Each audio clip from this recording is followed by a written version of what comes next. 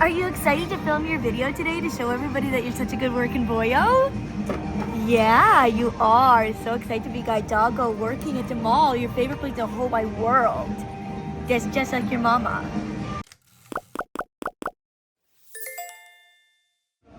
If you have ever wondered how a guide dog guides a blind person, then this video is for you. Which, if you're an OG on this channel, you already know the deal. I did this video many years ago with my guide dog, Gallop. But I recently had a request to do it with Elton. And anytime I post a video with my guide dog, Elton, on like TikTok or Instagram, like a short form video where he's guiding me, people are like, we don't get to see him guiding you enough. So here I am to show you exactly all the ways my guide dog, Elton, I almost said Gallop. You're not Gallop or Gooseman, you're Elton Milton Johnson. He's so cute. How he helps me. So we've come to the exact same mall where I filmed it last time because we've got everything we need here other than street crossings, but don't worry, we'll take you to one. We've got escalators, we've got elevators, we've got busy, crowded places, although it is a Monday, so not really.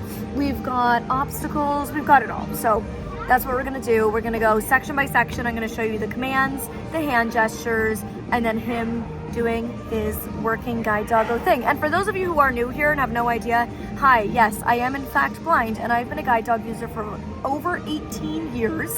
And Elton, believe it or not, is my fourth guide dog. We have been together for over 3 years, going on 3.5 years. He is 5.5 years old. He was trained at a school called the Mira Foundation, which is in Quebec, Canada. That is where I've gotten all 4 of my guide dogs. I'm just trying to hit all the questions I know I might receive. He is a Laburnese, which is a mix of a Bernese Mountain Dog and a Labrador, which means he is 100% adorable. And all of his commands are in French. I do not know French, for the record. I just know French dog commands. So you'll be hearing that today. And I'm gonna finish my matcha. Coffee, not matcha. No, it's matcha. No. I ordered matcha. No, this is the pecan coffee thing. I ordered the pecan matcha. You've been thinking drinking coffee this whole time? Does it taste like matcha, Molly? No, but it tastes like pumpkin. Now you know she's blind. Wait, it's not matcha? It's the color of your fingernails. But they had the sorry, wait. They had the pumpkin pecan matcha and the pumpkin pecan latte. You are correct, yeah, they did. I ordered the matcha. No, you ordered the same thing I got. Which was the matcha. No, I got the latte. I wanted the matcha. And you said I'll have what he got. I thought you had the matcha in your hand. Okay, well, I'm gonna finish my coffee. And we'll get started. That's how you know the pumpkin taste is so strong, because I could not tell. Yeah. All right, well, I'm gonna finish this because clearly I need all the caffeine I can get today.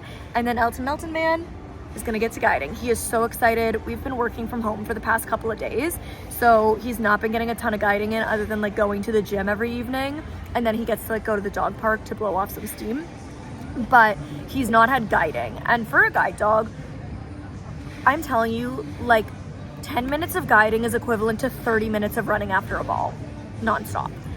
The mental fatigue that they get will never be beat by physical fatigue. He loves guiding so much, he gets so antsy. In fact, sometimes if we're really just like grinding, working from home a lot, we will have to like take him to a random Macy's just so he can get some guiding in like a place full of obstacles and people and challenges, because he just like needs that.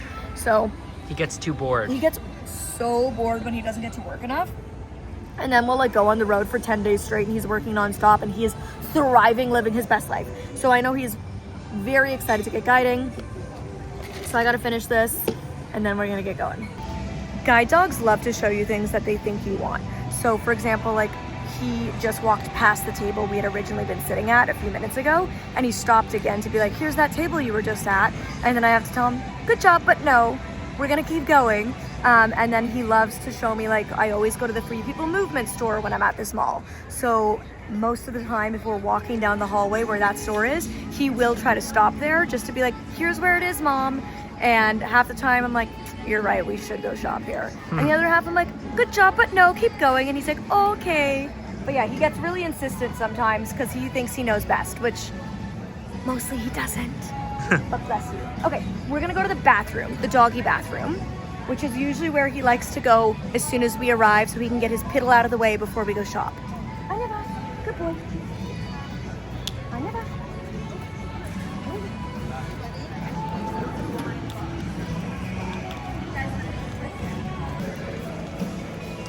Oh, this is the pastry place he loves the smell of. Oh, but yet here it is. He says, I smell the pastry place, which means I'm at the dog bathroom. Yes, you know. And this then is he'll your bring you right to the bathroom. gate. Here's the gate. I'll let you actually find out how to open it so everyone can see. There it is. Okay, first, I'm gonna take you off. Give me a second. Give me a second. Da, da, da, da, da. Okay. He's been holding it in. Au besoin. Au besoin. There he goes. Yes, he pees on command. Au besoin, I believe, means if you need. So if you need to go, go now. Every school has a different command. Some schools say park time, some schools say get busy or busy, but ours is au besoin. Here he comes. Okay, buddy, and then Enough. Elton John. There's something on the ground there. Okay. Gross. Okay, now he's out. He's a free bird. Okay, okay, I was backing up and he followed me. okay. Good job. So au pied means heel. So get in a heel position. So when I say au pied and I tap my thigh, he knows that this is where I want him to stand. So a good au pied position should be that I'm almost like lined up with his shoulder. So his head is just slightly in front of my thigh. Or if I'm walking in an au pied position where I'm having sighted guide, because you never have a sighted guide and let your guide dog guide you. If a sighted human is guiding you, the dog is not guiding you, and you walk in au pied, and in that case, the position, here, I'm gonna hook him up. He's just like completely free in the ball. Okay, let me hook you back up. So in that case, an au pied position would be me holding the leash like pretty low so that I can feel exactly where he is, and I'd be walking almost next to his head. So we would be in this type of a position when I'm being guided by a human. And then we put the harness back on. Ready? Harness. That's Good the cutest job. part. He gets himself dressed for work. He walks through the harness. And my school has a leather style, very like where are you? Sorry, I'm down here. Okay, hi. My school has like a very traditional style guide dog harness. It is leather, and then it has a front reflective strap across his chest. It buckles under his belly with an adjustable strap under here for if he gets a little puffier in the winter months. And then my handle is movable up and down, forward and backward like that.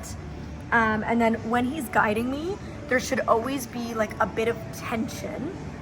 So he should feel tension across his front chest strap, that he's almost like pulling into the harness. He should feel like a pull sensation. The dog should never be dragging you. That is not what I'm saying when I say pulling sensation. But the dog should feel like a slight tension across their chest, and that is the feeling they want to be walking into as they guide. So you want to be keeping tension on the handle.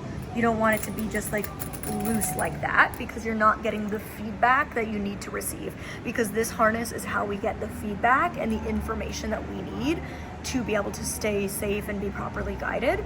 It's so funny to me how many people ask me, well, if it's a service dog, where's the vest? I'm like, A, they can be service dogs and not have any gear on that identifies them, but B, he needs a harness to do his job, not a vest. So, and then the leash, on this leash I have this avocado poop bag dispenser, and then I have his little treat pouch, which really needs a wash, so don't judge me. But in here is where we have our rewards. Oh, look at him looking at it. He's just, ooh. Oh, do you want a reward? Assis.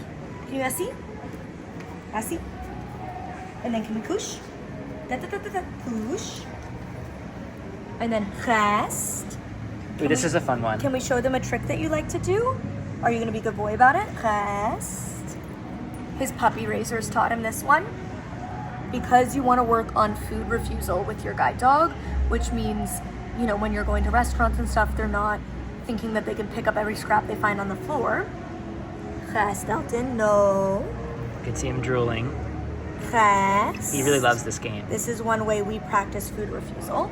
So he has a treat balancing on the top of each paw, and he just has to sit there and wait until I tell him to va manger.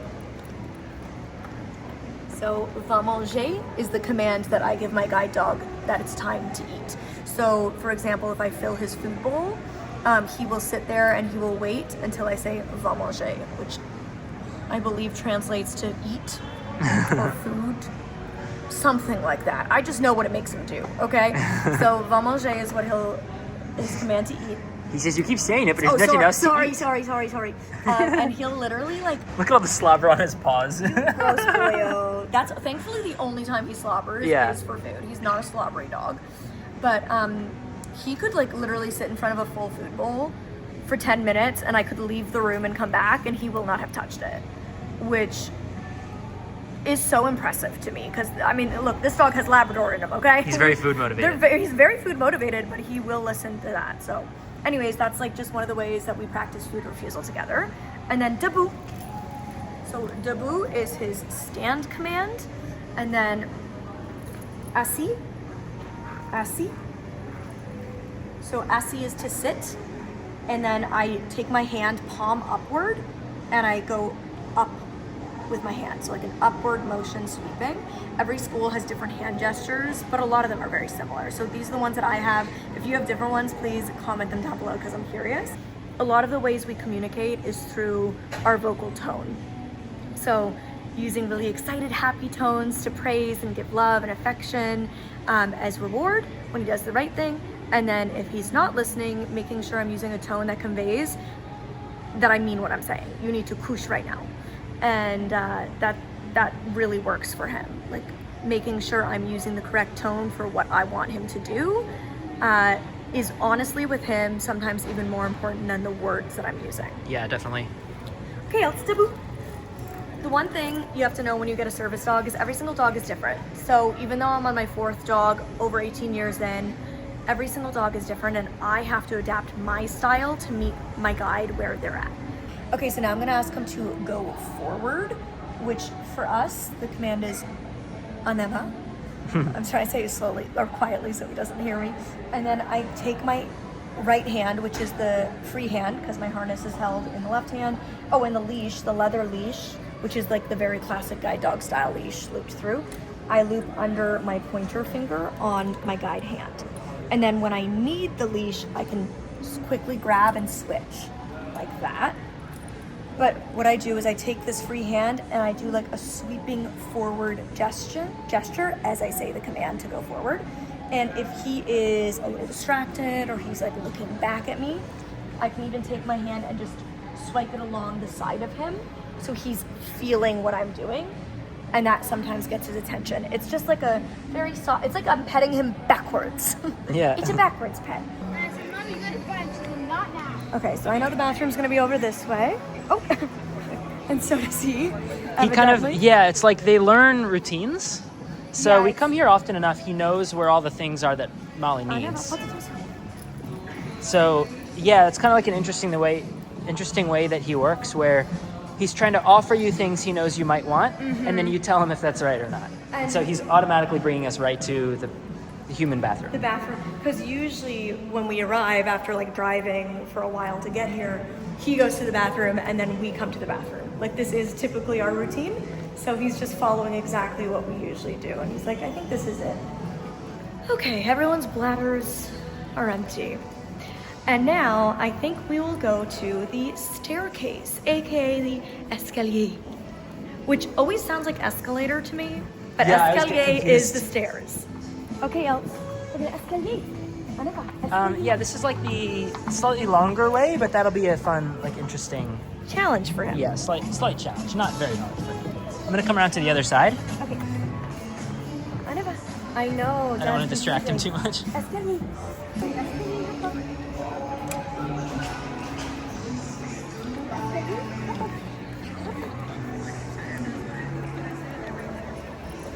Okay, so now I'm coming around to your left again, so you can explain.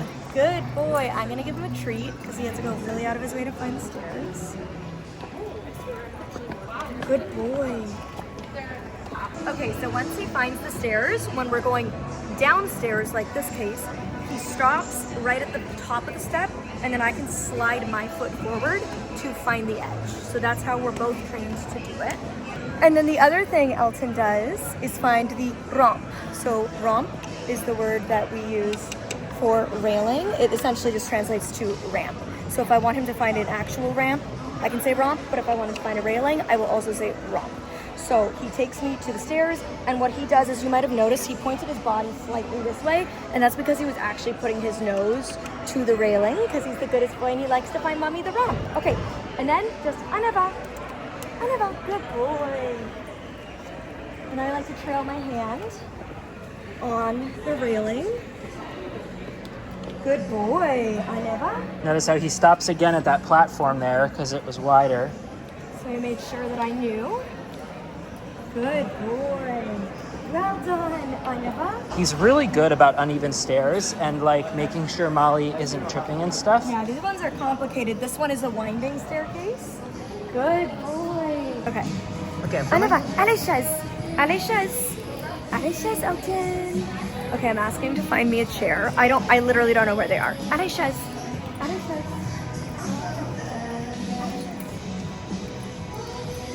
Oh, is this a chair? Is it a table or a chair? Yeah, it's a little feels table like a in the chair. middle of two chairs. Oh, because it feels like, I would have thought that was a stool. Yeah, exactly. Well, you could sit on it if you want. But yes, I think that was... it was good. He found them right away. I feel like that was a fair assumption for him to have made, because Yeah. I also... It's chair height. Good boy. So Anna's chaise is, as you could guess, find a chair. And we've actually been practicing find a chair a lot lately. Something I've been doing when I speak is when I like walk out on stage to do a fireside chat, there's a chair there, and typically I would either I used to like start on stage, or I'd have somebody guide me up, and then I was like, why don't I just have Elton do it? Like, he's totally capable if I just take the time during my sound check to train him to take me on and off to the exact chair that I want to sit at. So I've been doing that lately a lot, and he's been so good at it, and he just loves it. For him, his two favorite tasks are finding different obstacles and objects and avoiding different obstacles and objects. That is for some reason just like his niche. When I got him, they told me like he is an indoor worker. He prefers indoor environments, which is pretty rare. Most guide dogs prefer outdoor environments because it's just more natural to what a dog does. Most dogs spend a lot more time outside, not indoor environments, but he is an indoor worker, which works perfectly because I'm an indoor girly. Like, I'm always at airports, shopping malls, hotels, conference centers, gym, all that kind of stuff. And he thrives in those environments, but he really loves like intense, packed, tight crowds. You just can tell in his harness pull, he gets so excited to like weave me in and out of people. And it's honestly like astonishing. I am shocked and amazed every single time he does it because I feel like he shouldn't be able to. Like, it's incredible. And that is an environment where my cane would never suffice. Like, in such a tightly packed audience, I would have to go sighted guide. But with him, not a problem. And then finding objects, he simply adores when I give him a target. Find a door, find a chair, find stairs, find an escalator. He adores doing that kind of work. So I'm not surprised that he brought me right to a table and chairs. And as you might have seen, what he does when he finds me the thing that I'm asking for, like in this case, find a chair, he puts his face on it. He puts his nose to it so that I can follow his face and find it. And if you watch the video with Gallop, you know that that was a skill I did not utilize Gallop for often, and he took me to a chair that had somebody sitting in it. So, Elton, I think, definitely did better than Gallop on this challenge today, even if he found technically what is a table. And I absolutely would have sat in it if my boyfriend hadn't told me that, So we've passed by 3 separate dogs walking around this mall, not service dogs, just dogs. And he did very well. He is not a super dog distracted dog. That is not his kryptonite. He is a human distracted dog. He's a extrovert, but the odd time if he gets distracted, whether it be by a dog or by a human, reste, what I do is I just shake the harness. So I go like that, and I just say, pas attention, pas attention. And that's his like cue. He hears the kind of clanking of the metal. He feels me shaking the handle, and he's like, oh, right, and he like snaps back into it. And then when I say reste, which is our command for stop, I don't stop first. This is like a big thing guide dog handlers have to get used to. We're used to deciding when we as a human being stop.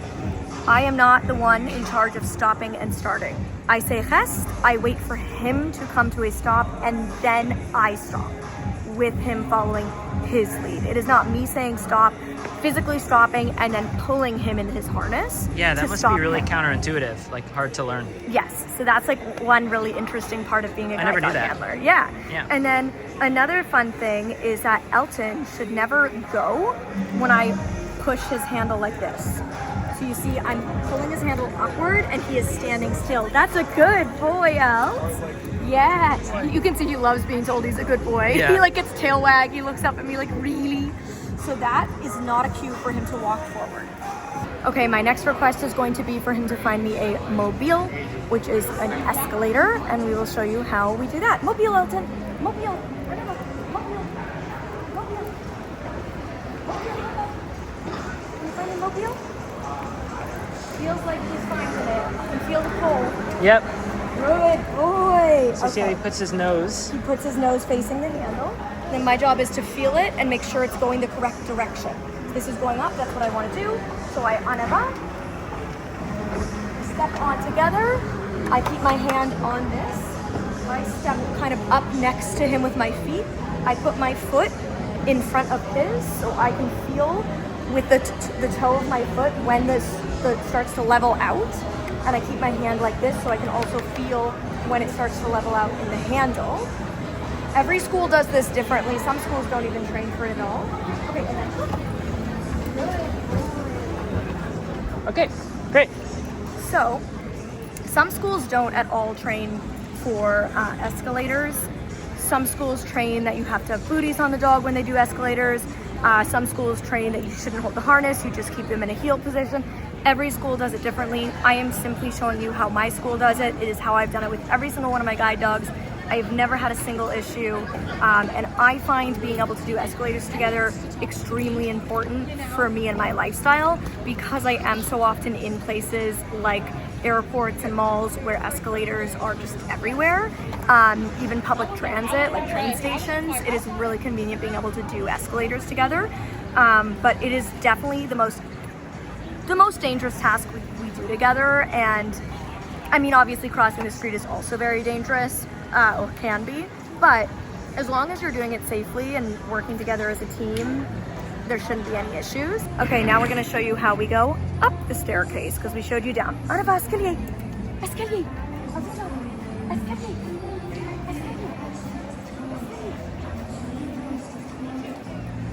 Good job. So you can see he took me right to the handle and he turned his head to face the handle going up this time. And what you'll notice is last time, his tail is wagging. He's so cute. big. He loves Good this job. stuff. He did so good, buddy. So he stopped with his paws actually up on the step. And that's how I know the difference between going up and going down. When we're going down, he simply stops and I feel forward with my foot. But when we're going up, I can feel his body elevate. And then, en avant. So he pivots away and he walks in a straight line again once I tell him to go forward and I have my hand on that handle. Okay, so now we're gonna go into a department store because they always have great obstacles, but I'm gonna ask him to find the door. I don't know where we are. He'll probably do though. on his own. Where are we?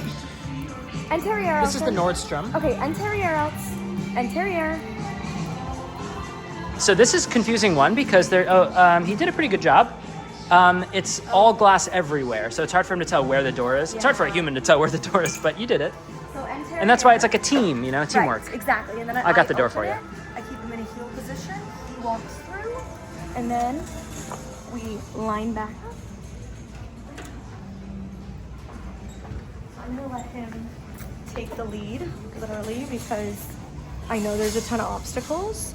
En avant. So even if I'm saying en avant, which is technically forward, I know he's gonna weave because there's So many obstacles. He loves this. So sometimes he literally takes the path of most resistance simply because he thinks it's fun to navigate the obstacles. So you're probably gonna see him not taking the like open wide paths and rather squeezing me between things because he loves to test himself and see how close he can get me.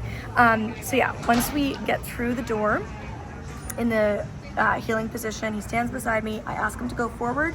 He's gonna be weaving all over the place because forward is simply in this case meaning get me in a straight direction, but you gotta get me around the obstacles. So he's weaving in and out all sorts of ways and I just trust and I follow, and I believe that he knows what he's doing because he can see and I cannot. But while we're standing here, I'm also going to take this opportunity to show you a couple of his other commands. So one of them is ah. So that was very good. Here I am. Means left. I take my free right hand and I pan across my body towards the left direction while saying the word ah.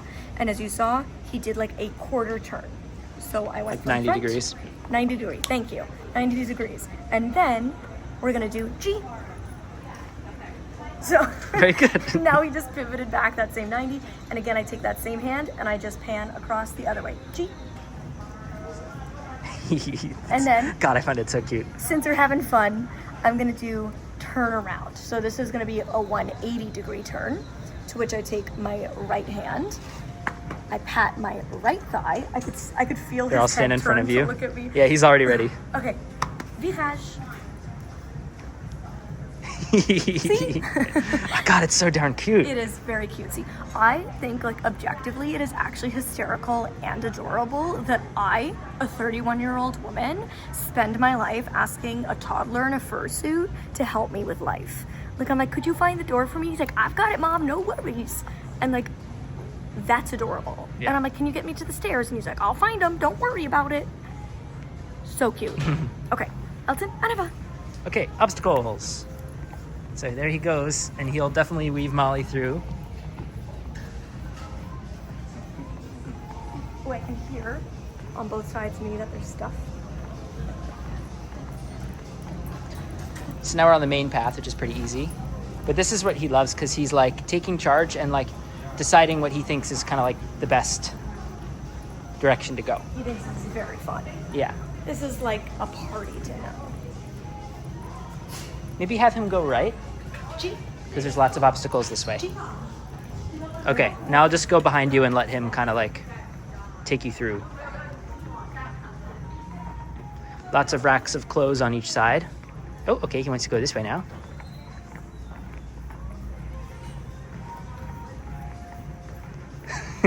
He's doing all these direction changes on his own. Like, Molly isn't doing anything.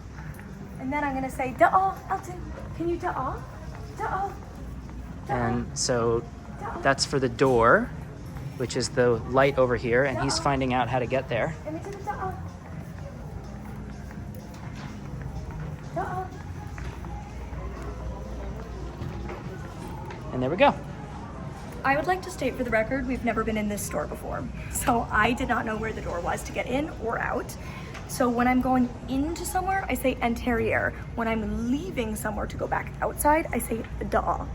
Okay. Ooh, and he took me right to the handle this time. He learned from his way in. Now I want to show you one of my absolute favorites because I think it's so cutesy woozy patootsy. Okay, Elton, can we go backwards? Click you. Click you. Click you. Click you. It is really cutesy. Stop it, that's so adorable.